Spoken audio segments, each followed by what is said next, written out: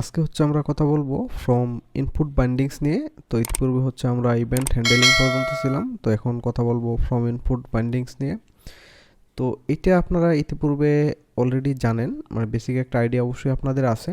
এখন হচ্ছে বিভিন্ন ইনপুট আপনি কিভাবে বাইন্ড করবেন, যেমন হচ্ছে ইনপুটের টাইপ যদি সিলেক্ট থাকে, চেকবক্স থাকে, রেডিও বাটন থাকে, তো এইগুলো এইখানে খুব সুন্দরভাবে এক্সাম্পল দেওয়া আছে। বেশি কিছু আসলে বোঝানো লাগবে না, আপনারা নিজেই দেখে নিতে পারবেন। বাট তারপরে হচ্ছে আমি একটা বেসিক কিছু একটা আপনাদেরকে দেখাচ্ছি। তো আমরা এডিটরে চলে যাই, এডিটরে চলে আসলাম। এখন হচ্ছে এখানে আমরা একটা কম্পোনেন্ট তৈরি করে নেই, ইনপুট বাইন্ডিংস ডট বি। ওকে, জাস্ট একটা কম্পোনেন্ট তৈরি করে নিলাম। এইখানে হচ্ছে টেমপ্লেট পার্টটা রাখি, ইনপুট বাইন্ডিংস। আমাদের মেন যে অ্যাপ ডট ভিউ আছে, অ্যাপ ডট ভিউতে আমরা জাস্ট এই কম্পোনেন্টটাকে ইনপুট করে নেই।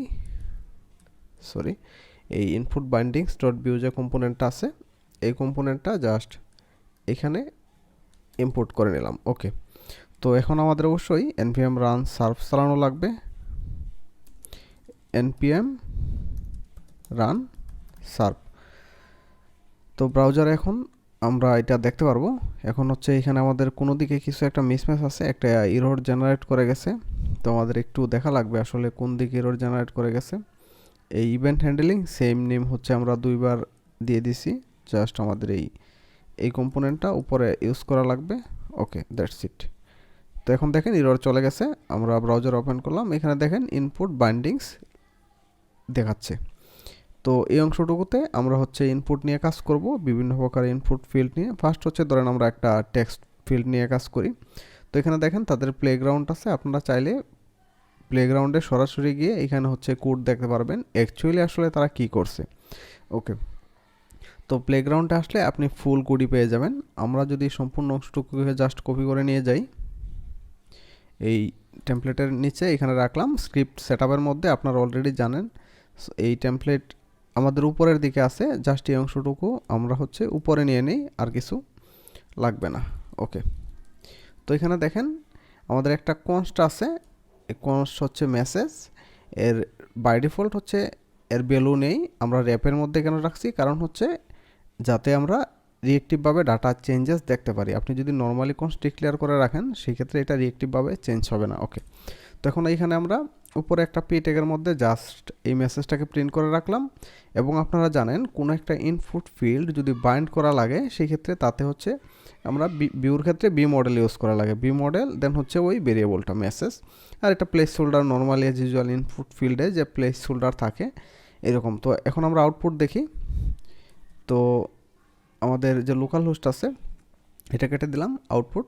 এখানে যদি আমরা কিছু একটা টাইপ করি, সাথে সাথে দেখেন উপরে এই মেসেজের এই মেসেজ ইস, এই যে এখানে মেসেজটা প্রিন্ট করা আছে, এটা হচ্ছে নর্মাল ইনপুট ফিল্ড। ওকে, তো এখন হচ্ছে আমরা আর অন্য অন্য যে ইনপুট ফিল্ডগুলো আছে এটা আমরা দেখি। এটা text area. Text area as usual normally এরকমই, জাস্ট হচ্ছে এর ইনপুট টাইপটা থাকে টেক্সট এরিয়া। যদি আমরা এটা টেক্সট এরিয়া দিয়ে দিই, তো সেই ক্ষেত্রেই দেখবেন আমাদের আউটপুট দেখাচ্ছে এই টেক্সট এরিয়া হয়ে গেছে অ্যাজ ইউজুয়াল সেম। ওকে, দেন হচ্ছে আমাদের কি আছে, টেক্সট এরিয়া, তারপরে হচ্ছে চেকবক্স। তো এখানে দেখেন একটা সিঙ্গেল চেকবক্স আছে, তো আমরা মাল্টিপল চেকবক্সে ডাইরেক্টলি চলে যাই। ওকে, তো এই অংশটা আমরা জাস্ট টেমপ্লেটের এখানে কপি পেস্ট করে দিলাম। এটা অ্যাকচুয়ালি আপনাদের এই চেকবক্স যেরকম দরকার আপনারা ওইরকম তৈরি করে নেবেন, আমি জাস্ট আপনাদেরকে বোঝার জন্য দেখাচ্ছি। ওকে, তো চেকবক্সের এখানে দেখেন প্রতিটাতেই একটা বি মডেল আছে। বি মডেলের চেক নেমস, এটা অন্য কোনো নেমও থাকতে পারে, অবশ্যই এটা আপনাদের ডিফাইন করা লাগবে চেক নেমস। ওকে, এটা কি হচ্ছে এমটি অ্যারে বাই ডিফল্ট, যেহেতু আমরা এখানে মাল্টিপল ডাটা রাখবো সেই ক্ষেত্রে এটা অবশ্যই অ্যারে টাইপের থাকবে। ওকে, তো যখন আমরা কোনো কিছু চেক করব কি হবে, বাই ডিফল্ট এই চেক নেমসের মধ্যে হচ্ছে অ্যাসাইন হয়ে যাবে ইনপুট ফিল্ডের যে ভ্যালু আসছে, এই ভ্যালু হিসেবে এখানে দেখেন জ্যাক, জন, মাইক, এই ভ্যালু আপনারা যা দিবেন তাই হচ্ছে চেক বক্সে অ্যাসাইন হয়ে যাবে। আর এই আইডি, এগুলো হচ্ছে মানে ইউনিক আইডি আপনারা দিলেন। আর আইডি দিচ্ছে হচ্ছে এই লেভেলের সাথে বাইন্ড করার জন্য। ওকে, আপনি আইডি না দিলেও কোনো প্রবলেম নেই, জাস্ট হচ্ছে ভ্যালু আর বি মডেল ইনপুটের টাইপ দিলেই কাজ করবে। তো এখন দেখেন আমি যদি জন চেক করি, জন, মাইক, জ্যাক আনচেক করলে এখান থেকে আনচেক হয়ে যাচ্ছে, এটা অটোমেটিক্যালি কাজ করতেছে। আপনি জাস্ট হচ্ছে ইনপুট ফিল্ডে বি মডেলে এই অ্যারেটা আপনি দিয়ে দিলেই হবে। ওকে, দেন আমরা চেকবক্সের পরে দেখি কি আছে, রেডিও বাটন। আপনারা জানেন যে রেডিও বাটন হচ্ছে একসাথে মাল্টিপল চেক করে না, যে কোনো একটাকে হচ্ছে আপনি চেক করতে পারবেন। তো রেডিও বাটনের এই পিকটার এখানে আমরা চলে যাই, রেডিও বাটন জাস্ট এই অংশটা দিয়ে দিলাম। এখন এই পিকটা তো আমাদের নেই, পিকটা অবশ্যই এখানে আমাদের ডিফাইন করা লাগবে। আমরা একটা কনস্ট ডিফাইন করি, কনস্ট পিক, এর বাই ডিফল্ট হচ্ছে ভ্যালু নেই মানে এমটি। তো বাই ডিফল্ট এর ভ্যালু এমটি, যখনই আমরা এখানে যদি আমরা চাই কোনো একটা ভ্যালু দিয়ে দিব মানে বাই ডিফল্ট চেক থাকবে, সেক্ষেত্রে আমরা দিয়ে দিতে পারি, কোনো প্রবলেম নেই। বাট বাই ডিফল্টের ভ্যালু নেই আর কি, 1 2।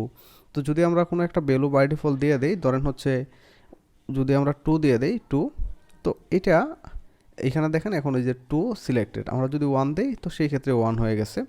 সিমিলারভাবে আপনি চেক নেমসেও কোনো ডিফল্ট ভ্যালু আপনি দিয়ে দিতে পারেন যদি আপনি চান, যদি আপনার দরকার পড়ে। ওকে, তো এখন হচ্ছে আমরা সিলেক্টে যাই। সিলেক্ট নর্মালি হচ্ছে মেন যে সিলেক্ট থাকে, এই সিলেক্টের মধ্যে আপনারা জানেন যে পিএইচপিতে নেম জাভাস্ক্রিপ্ট আইডি দিয়ে আমরা হচ্ছে বেলুনে ইনপুট ফিল্ডের ক্ষেত্রে। তো সিমিলারভাবেও এইখানেও মানে মেন যে সিলেক্ট ট্যাগ আছে, সিলেক্ট ট্যাগটাকে আপনার বাইন্ড করা লাগবে, দেন ভিতরের অপশানগুলো আপনি পপুলেট করবেন। ওকে, তো আমরা হচ্ছে এই সিলেক্ট দেখি, সিলেক্টের মধ্যে এখানে দেখেন সিলেক্টেড নামে একটা আপনার কিওয়ার্ড থাকবে, আপনার যে কোনো কিওয়ার্ড থাকতে পারে, এটা হচ্ছে নর্মালি একটা ভেরিয়েবলের মতন। তো এটা আমরা এখানে ডিক্লেয়ার করি কনস্ট সিলেক্ট। তো এটা আপনি এ বি সি, এটা হচ্ছে মানে প্রিডিফাইন্ড ভ্যালু, যদি আপনি কোনো কিছু দিতে চান, যদি আপনি না দিতে চান তো সেই ক্ষেত্রে আপনি দিবেন না। ওকে, তো এখানে দেখেন একটা একটা করে সিলেক্ট করতেছে। আমরা হচ্ছে আউটপুট দেখি আমাদের এখানে এ বি সি। তো please select on, by default হচ্ছে এই উপরের এটা সিলেক্ট থাকবে, যেহেতু আমি এখানে এ দিয়ে দিছি, যার ধরুন এটা এরকম। বাট এখানে দেখেন অপশান 1 ফার্স্ট উপরে যে অপশানটা আছে ডিজেবল, এর ভ্যালু হচ্ছে এমটি এবং এখানে লেখা আছে প্লিজ সিলেক্ট ওয়ান।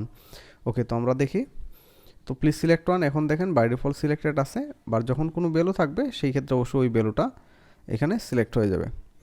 দেন হচ্ছে আমরা অন্য নিচের দিকে দেখেন এই মাল্টি সিলেক্ট। তো মাল্টি সিলেক্টের ক্ষেত্রে আপনি কন্ট্রোল প্রেস করে বা ম্যাক ইউজ করলে আপনি কমান্ড প্রেস করে ক্লিক করলে মাল্টি সিলেক্ট করতে পারবেন। তো মাল্টি সিলেক্টের ক্ষেত্রে জাস্ট কি আপনি হচ্ছে ট্যাগের সাথে যদি সিলেক্ট ট্যাগের সাথে মাল্টিপল ইউজ করেন, এটা HTML এর অ্যাট্রিবিউট, জাস্ট আমি এইখানে যদি দিয়ে দেই তো সেই ক্ষেত্রে এটা কাজ করবে। বাট আমি আপনাদেরকে দেখাই, তো এখন দেখেন বি সি আবার যদি ক্লিক দেই, তো সিমিলারভাবে আপনি মাল্টিপল যদি দিতে চান জাস্ট মাল্টিপল ট্যাগটা অ্যাড করে দিলেই এটা কাজ করবে, কোনো প্রবলেম নেই। ওকে, তো মাল্টিপলের ক্ষেত্রে আরেকটা, মাল্টিপলের ক্ষেত্রে আপনার হচ্ছে এটা যেহেতু মাল্টিপল নেবে সেই ক্ষেত্রে এটা দেখেন বাই ডিফল্ট সিলেক্ট একটা, বাট এটা মানে অ্যারে টাইপের ডাটা নিতেছে আর কি। ওকে, তো এখন হচ্ছে আমরা কি করব, আমাদের এখানে যত ফর্ম ফিল্ড আসলো মোটামুটি সবগুলো অ্যাকচুয়ালি এরকমভাবে কাজ করে, এইখানে আসলে তেমন কোনো কমপ্লেক্সিটি নাই। আপনি যেভাবে কাজ করতে চান আপনার হচ্ছে ওই ভেরিয়েবলগুলো আপনি